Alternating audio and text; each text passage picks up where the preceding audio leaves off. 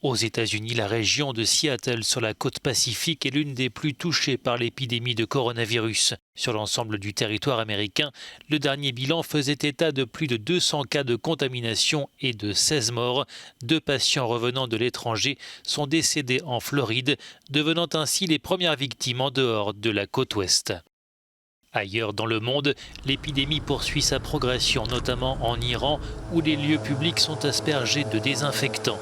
Le pays paye un lourd tribut au coronavirus.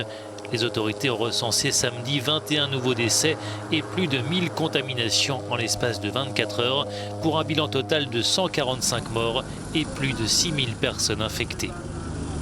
Également touchée, l'Arabie Saoudite, où les autorités ont toutefois rouvert samedi l'esplanade entourant la Kaaba au cœur de la grande mosquée de la Mecque, mais maintiennent l'annulation du petit pèlerinage musulman, une mesure inédite qui devrait peser sur l'économie.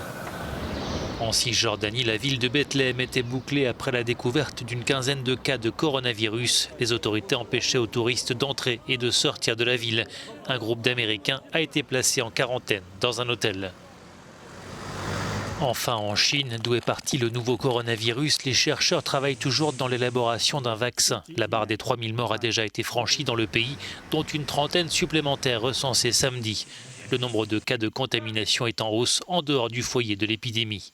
Ici, comme partout dans le monde, ce sont les personnes âgées et atteintes d'une grave pathologie qui sont les plus vulnérables face au Covid-19.